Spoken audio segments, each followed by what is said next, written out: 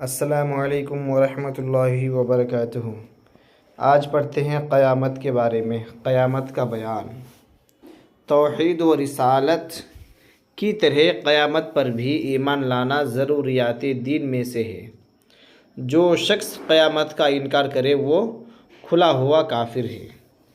जिस तरह तौहीद और रिसालत पर हम ईमान रखते हैं, इसी तरह क़यामत पर भी ईमान रखना ज़रूरी है। अगर कोई इनकार करेगा तो वो काफिर होगा। हर मुसलमान के लिए इस अक़ीदे पर ईमान लाना फ़र्ज़ ऐन है कि एक दिन ये ज़मीन आसमान बल्कि कुल आलम और सारा जहान फ़ना हो जाएगा। उसी दिन का नाम क़यामत है। यह बात पर ईमान लाना फ़र्ज़ ऐन है ना, ज़रूरी है कि एक दिन ज़मीन आसमान सारी चीज़ें ख़त्म हो जाएगी और उसी दिन का नाम क़यामत है। क़यामत से पहले चंद निशानियां ज़ाहिर होंगे, जिनमें से चंद ये हैं। नंबर 1, दुनिया में 3 जगह आदमी ज़मीन में धंसा दिए जाएंगे। एक मशरिक़ में, दूसरा मगरिब में, तीसरा जज़ीरा में, जज़ीरा अरब में, है ना, मुल्क अरब में एक जगह का नाम है, वहाँ पे ये 3 जगह लोग धंसेंगे। नंबर 2, इल्म उठ जाएगा। नंबर 3, जिहालत की कसरत होगी। नंबर 4, एलानिया जनाकारी बकसरत होने लगेगी, यानी खुल्लम खुल्ला बुरा काम होगा। नंबर 5, मर्दों की तादाद कम हो जाएगी और औरतें बहुत ज़्यादा होंगी, यहाँ तक कि एक मर्द की सरपरस्ती में 50 औरतें होंगी। इतनी ज़्यादा औरतें हो जाएगी। और अभी जो कि नज़र आ ही रहा है, ज़्यादातर लड़कियां ही पैदा हो रही है। नंबर 6, मुल्क अरब में खेती बाग और नहरें हो जाएंगी। नंबर 7, दीन पर कायम रहना इतना ही दुश्वार होगा जैसे मुट्ठी में अंगार लेना। इतना मुश्किल होगा दीन पर कायम रहना जैसे मुट्ठी में अंगार लेना, आग लेके चलना। जहाँ पर भी देखे गुनाह ही गुनाह हो रहा है, इंसान जाएगा तो वो भी गुनाह के दलदल में फंस जाएगा। यहाँ तक कि आदमी कब्रिस्तान में जाकर तमन्ना करेगा कि काश मैं इस कब्र में होता। लोग तमन्ना करेंगे दुनिया से बेजार होके। नंबर 8, लोग इल्म दीन पढ़ेंगे मगर दीन के लिए नहीं, बल्कि कुछ अपने काम के लिए, मतलब के लिए। नंबर 9, मर्द अपनी औरत का फरमा बरदार होगा और माँ बाप की नाफरमानी करेगा, यानी अपनी बीवी की बात सुनेगा और वालिदैन की नाफरमानी करेगा। नंबर 10, मस्जिदों में लोग शोर मचाएंगे, जो कि ये बातें नज़र आ रही है। हफ्ते में एक बार आएंगे और तरह तरह के नुक्स निकालेंगे और शोर मचाएंगे। नंबर 11, गाने बजाने का रवाज बहुत ज़्यादा होगा। हर मामले में गाना बजाएंगे, जो कि अभी भी ये चीज़ें नज़र आ रही है, शादी ब्याह के मौके पर वगैरह वगैरह, कुछ भी मौके पर।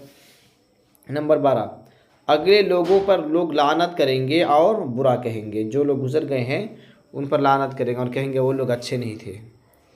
नंबर 13, जानवर आदमियों से कलाम करेंगे, जो जानवर ही इंसानों से बात करेंगे।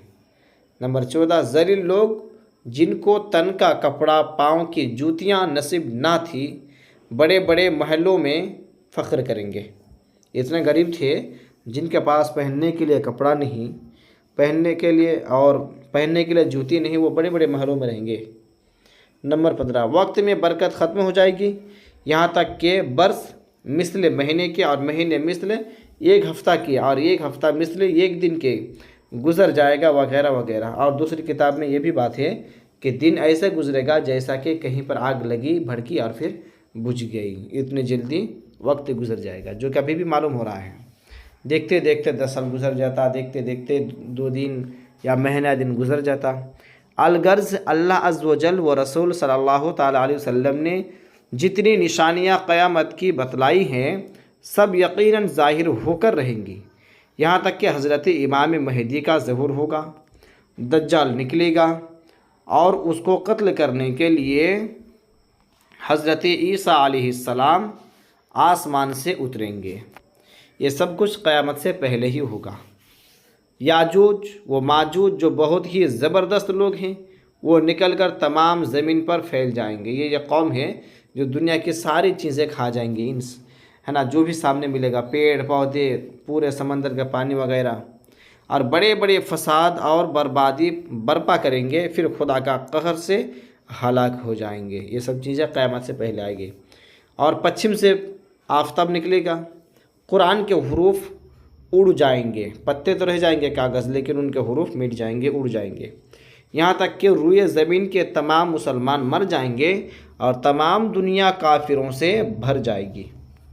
इसी तरह जब क़यामत की तमाम निशानियाँ ज़ाहिर हो चुकेंगी तो अचानक खुदा के हुक्म से हज़रत इसराफिल अलैहिस्सलाम सूर फूंकेंगे, जिससे ज़मीन आसमान टूट फूट कर टुकड़े टुकड़े हो जाएंगे, है ना। ये सब निशानी ज़ाहिर होने के बाद अचानक से वक्त आएगा जो अल्लाह तबारक व तआला हुक्म देगा हज़रत इसराफिल अलैहिस्सलाम को, वो सूर फूकेंगे और फिर पूरे ज़मीन आसमान टुकड़े टुकड़े होकर उड़ जाएंगे।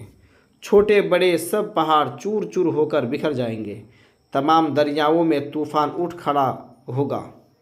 अभी जो पहाड़ सबसे ज़्यादा हिमालय पहाड़ को माना जाता है, इतना बड़ा पहाड़ है, वो सब टूट कर चूर चूर हो जाएंगे और रुआ के तरह उड़ जाएंगे सब। और ज़मीन में फट जाने से एक दरिया दूसरे दरियाओं से मिल जाएगा। तमाम मखलूक़ात मर जाएगी और सारा आलम निस्त व नाबूद और पूरी दुनिया तहस नहस होकर बर्पा हो जाएगी।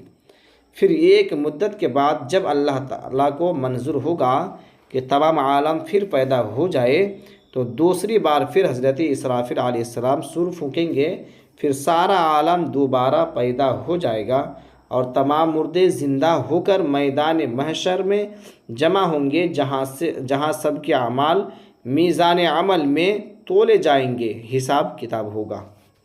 अल्लाह फिर जब चाहेगा हज़रत इसराफिल अलैहिस्सलाम को ज़िंदा फरमाएगा, वो सूर फूकेंगे, फिर सब लोग मौजूद हो जाएंगे मैदान महशर में, सब अपने अपने कब्रों से उठकर आने लगेंगे। हुज़ूर सल्लल्लाहु तआला अलैहि वसल्लम शफ़ाअत फरमाएंगे और अपनी उम्मत को हौज़ कौसर का पानी पिलाएंगे। सुभान अल्लाह, क्या बात है। नेकों का नाम आमाल दाहिने हाथों में और बदों का नाम आमाल बाएं हाथों में दिया जाएगा।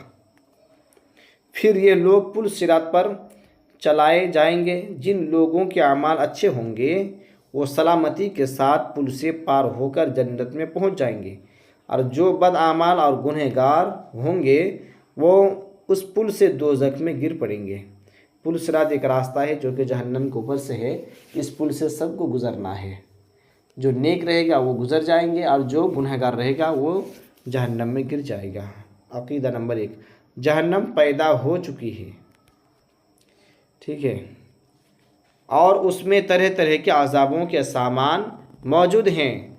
दोज़खी लोगों में से जिन लोगों के दिलों में ज़र्रा भर भी ईमान होगा, वो अपने गुनाहों की सज़ा भुगत कर पैगंबर और दूसरे बुज़ुर्गों की शफ़ाअत से जहन्नम से निकलकर जन्नत में दाखिल होंगे।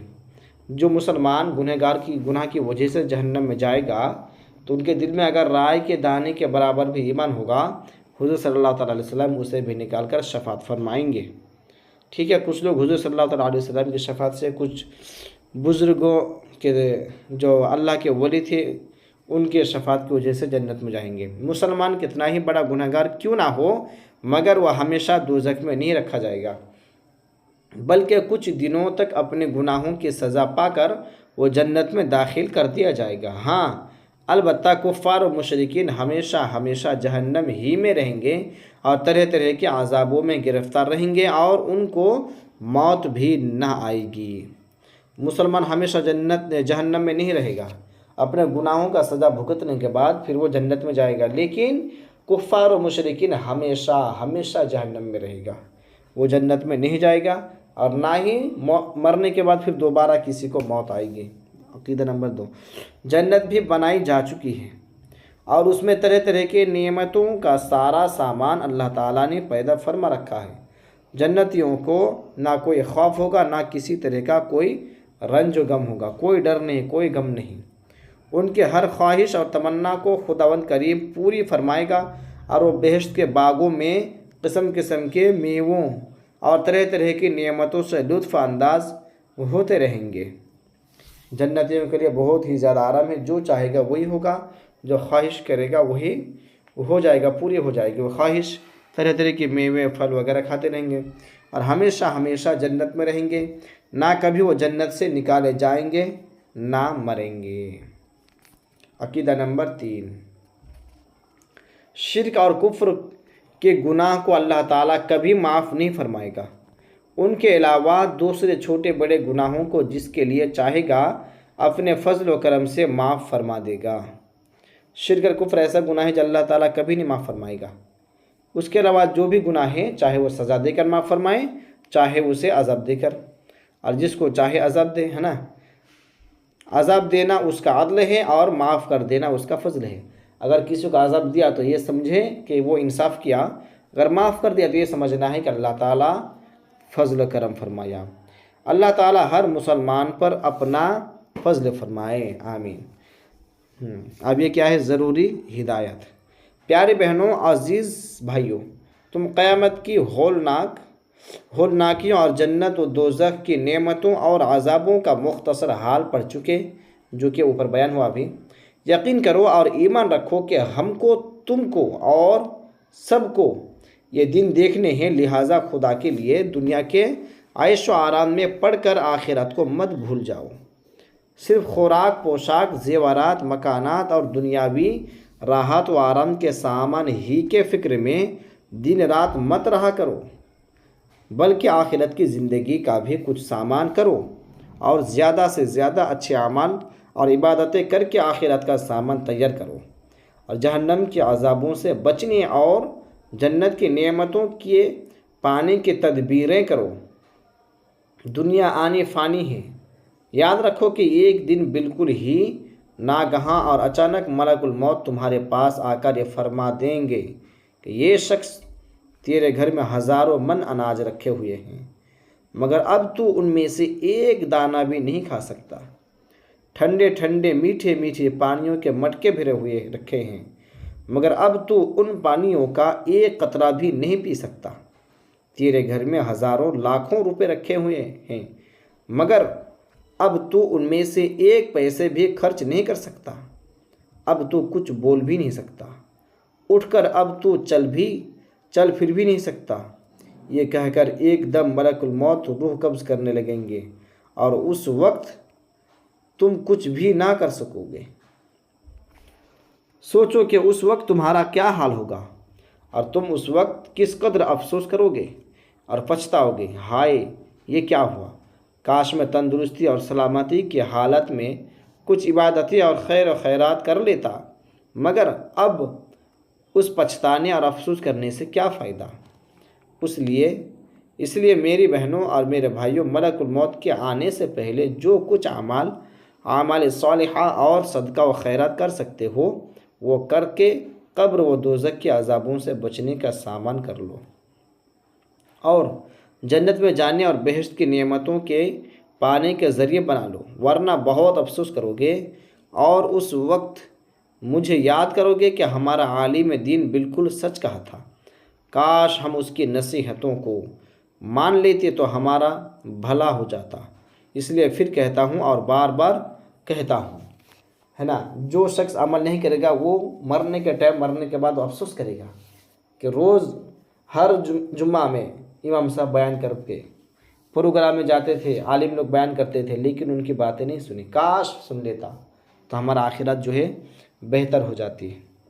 इसलिए क्या शेर कहें, वास्ते हक के ना ऐसे राह चल, हश्र के दिन जिससे हो तुझको खलल। नेकों में सुस्त है, बदियों में चुस्त, छोड़ उन बातों को तौर अपने बदल। कब्र में रहने की भी कुछ फ़िक्र कर, ऊंचे ऊंचे या तो बनवाए महल, रोशनी का कब्र में सामान कर। हे महज बेकार ये शमा व कनुल, आक़िबत बन जाए ऐसे काम कर। जल्द उन दुनिया के फंदों से निकल, माल व दौलत सब धरे रह जाएंगे। और क्या कहता है आगे, काम आएगा वहाँ तेरा अमल, हाय तू बूता है कांटे हर तरफ, किस तरह पाएगा तू जन्नत के फल। 100 बरस जीने की तुझको आस है, ये खड़ी सर पर तेरी अजल। उम्र घटती है गुनाहों में तेरी, गार में गिरता है तू जल्दी संभल। ये शेर है, इसका माना मतलब बहुत ही आसान है, ज़्यादा हार्ड अल्फाज में नहीं है। इन सब बातों पर हमें गौर और फिक्र करनी चाहिए। अल्लाह की बारगाह में दुआ है हम सब को अमल खैर की तौफीक अता फ़रमाए। दोनों जहां में अल्लाह तबारक व तआला हम सब को कामयाबी अता फ़रमाए और बिलखुसूस हुज़ूर सल्लल्लाहु अलैहि वसल्लम से सच्चे पक्के मोहब्बत करने की तौफीक अता फ़रमाए। अस्सलामु अलैकुम व रहमतुल्लाह।